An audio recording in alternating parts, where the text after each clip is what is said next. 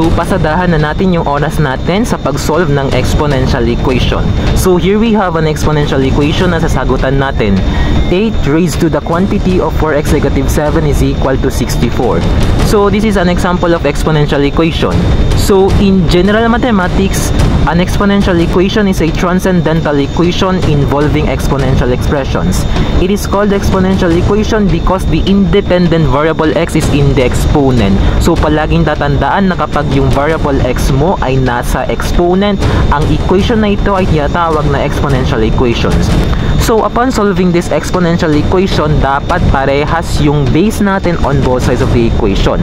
So, kung yung base dito ay 8, dapat yung base dito sa right hand side ay 8 din dapat.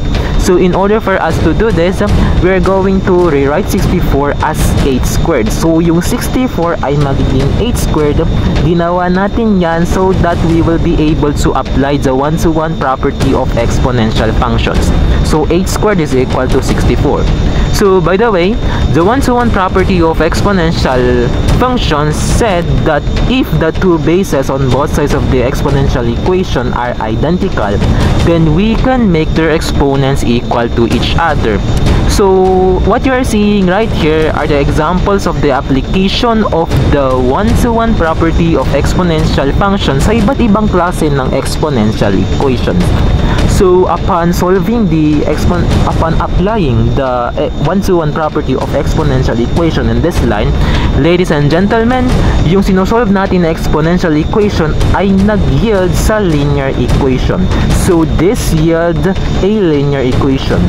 So, in general mathematics, a linear equation is an algebraic equation involving linear expressions. So, tinatawag siyang linear equation dahil yung highest exponent ng variable x ay 1.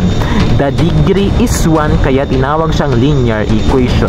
So, naging linear equation na siya, so madali na lamang ito. So, next, we are going to add both sides of the equation by the additive inverse of negative 7.